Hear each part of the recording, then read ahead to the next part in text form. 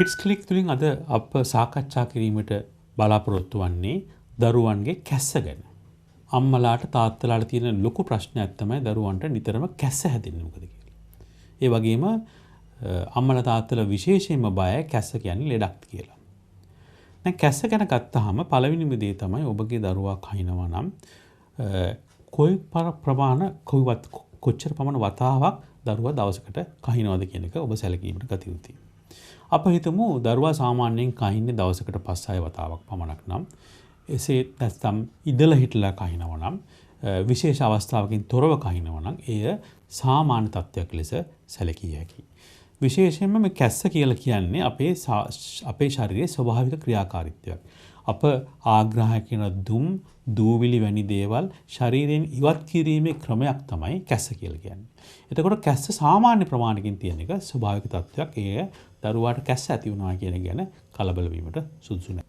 නමුත් ඔබේ දරුවාට කැස්ස තියෙන්නේ නිතර නම් විශේෂයෙන්ම රාත්‍රී කාලේ රාත්‍රී මැද තියෙන කැස්සක් තියෙනවා නම් එසේත් නැත්නම් ඒ කැස්ස නවත්වා ගැනීමට නොහැකි තත්ත්වයක් තියෙනවා නම් දරුවාගේ එදිනෙදා කටයුතු වලට බාධා සිදු වෙනවා නම් කැස්ස අන්න ඒ කැස්ස රෝග තත්ත්වයක් ලෙස සැලකන්න පුළුවන්. එතකොට මේ කැස්ස ඇති වෙන හේතුන් රාශියක් තියෙනවා. මේන් බොහෝ හේතුන් එතරම් භයානක හේතුන් නෙවෙයි. විශේෂයෙන්ම සෙම්ප්‍රතිශ්‍යා වගේ රෝගයක් හැදුනට පස්සේ දරුවා සෙම්ප්‍රතිශ්‍යා සනීප වුණාට පස්සෙත් දින කිහිපයක් කහින්න පුළුවන්. ඒ වගේම උණ රෝගයෙන් පස්සෙත් දරුවා දින කිහිපයක් කහින්න පුළුවන්. එතකොට මේ වගේ රෝග තත්ත්වයන් බොහෝ විට වෛද්‍ය ප්‍රතිකාර නොමැතිවම මේ කැස්ස සුව වෙනවා. එතකොට වෛද්‍ය ප්‍රතිකාර තැකීමක් අවශ්‍ය වන්නේ නැහැ. නමුත් මොන වගේ අවස්ථාවලද ඔබ කැස්ස ගැන විශේෂයෙන් වෛද්‍ය ප්‍රතිකාර ලබා ගත යුත්තේ? එක් අවස්ථාවක් තමයි දරුවාට තද උණත් සමග තද කැස්සක් තියෙනවා නම් විශේෂයෙන් මේ කැස්ස වගේ තත්ත්වය දින 2-3ක් තුළ පවතිනවා නම් ඔබ වෛද්‍ය ප්‍රතිකාර ගත යුතුයි. මොකද ඒ අවස්ථාවේදී ඒ කැස්ස රෝගය ඇති වෙලා තියෙන සමහරට පෙනහළු වල ශ්වසන මාර්ගයේ ඇතිවෙච්ච ආසාදනයක් නිසා වෙන්න පුළුවන්. මේ ආසාදන වෛරස් සහ බැක්ටීරියා ආසාදන කියලා අපි වෙන් කරලා හඳුන ගන්නවා. නමුත් එය වෛරස්ද බැක්ටීරියාද කියලා හඳුනාගත හැකි රසායනාගාර පරීක්ෂණ සහ වෛද්‍යවරුන් විසින් කරන ලද ශරීර පරීක්ෂාවකින් අනතුරුයි. ඒ නිසා වෛද්‍ය උපදෙස් ලැබීම සුදුසුයි. තද කැස්ස සමග තද උණක් තියෙනවා නම්. මොකද මේ සමහර විට අර නියුමෝනියා කියන රෝග තත්ත්වය දක්වා පැතිරෙන්න පුළුවන්. නමුත් ඊටමත් අඩු කැස්සක් නම් තියෙන්නේ ඊටමත් අඩු උණ තත්ත්වයක් තියෙන්නේ මෙය නියුමෝනියා වගේ රෝග තත්ත්වයක් නෙමෙයි.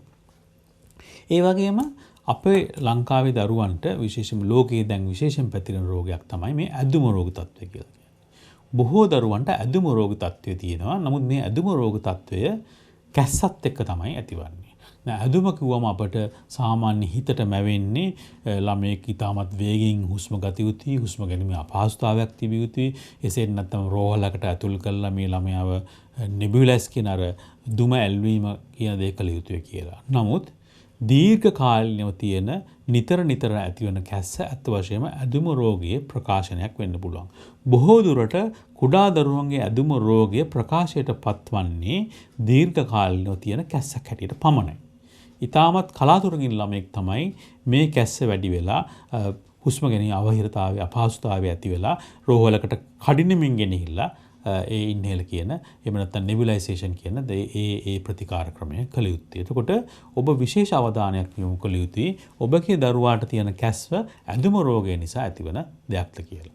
එතකොට මේ ඇදුම රෝගයේ රෝග ලක්ෂණ ගත්තාම පළවෙනිම දේ තමයි නිතර ඇතිවන කැස්ස තමයි ප්‍රධානම රෝග ලක්ෂණ. ඒ කියන්නේ ඔබගේ දරුවාට කැස්ස හැදෙනවා, වෛද්‍යවරුගෙන් ප්‍රතිකාර ගන්නවා, කැස්ස සනීප වෙනවා, නැවත මසක් වගේ කාලයකට නැවත කැස්ස ඇති වෙනවා. නැවත ප්‍රතිකාර ගන්නවා. මේ ආකාරයට ඔබට මාසයකට සරක් මාසයකට එක් වතාවක් දෙවතාවක් වෛද්‍යවරු හමු වෙලා කැස්සට ප්‍රතිකාර ගත යුතුයි. ඉතින් මේ අවස්ථාවේදී එක් රෝගයක් විය හැකි මෙසේ ප්‍රකාශයට පත්වන මේ ඇදුම කියන රෝග තත්ත්වය. එතකොට මේ ඇදුම කියන රෝග තත්ත්වය ඇතිද කියලා ඔබ වැටහීමක් ඇති කරගන්න. ඒ වගේම ඇදුම රෝග තත්ත්වයේ තියෙන තවත් ලක්ෂණයක් තමයි දිවා කාලයට වඩා රාත්‍රී කාලෙදී විශේෂයෙන්ම රාත්‍රියේ මැද අලුයම ජාමේදී ඇතිවන කැස්ස. දැඩි කැස්සක් එක්ක දරුවා නිදාගෙන ඉන්න දරුවා නැගිටින්න පුළුවන්. ඒ එක ප්‍රකාශනයක්. ඒ වගේම තවත් විදියක් තමයි මේක ප්‍රකාශයටපත් වෙන සාමාන්‍ය විදියට ඉන්න ළමයා සෙල්ලම් කරනකොට විනාඩි 10ක් 15ක් වගේ සෙල්ලම් කරනකොට එක පොට කැස්සක් පටන් ගන්නවා. මේ කැස්ස නවත්තා ගැනීමට නොකර සමහර විට ඒ කැස්ස දැඩි හුස්ම ගැනීම අපහසුතාවයක් දක්වා වර්ධනය වෙන්න පුළුවන්. ඒතර මේකත් ඇදුම රෝගයේ රෝග ප්‍රකාශනය වන විදියක්. ඒතර මේ වගේ අවස්ථාවන් වලදී ඔබ නිතර හැදෙන කැස්සට ඒ අවස්ථාවේදී ප්‍රතිකාර ගන්නවට වඩා එම රෝග තත්ත්වය ඇතිවීම වැළැක්වීම සඳහා ප්‍රතිකාර ගැනීම වැදගත් වෙනවා. ඒකට හේතුව තමයි ඇදුම රෝගය මුල් අවස්ථාවේම හඳුනාගෙන ඒට අවශ්‍ය නිසි ප්‍රතිකාර කළොත් ඇදුම රෝගයට දීර්ඝකාලීන ප්‍රතිකාර ගැනීමේ අවශ්‍යතාවය නැති වෙනවා. එතකොට ඇදුම රෝගය ඉක්මනින්ම අඩු කර ගැනීමේ හැකියාවක් තමයි ඇදුම රෝගයේ මුල් අවස්ථාවේම හඳුනාගෙන ඒට අවශ්‍ය නිසි වෛද්‍ය ප්‍රතිකාර ලබා ගැනීම.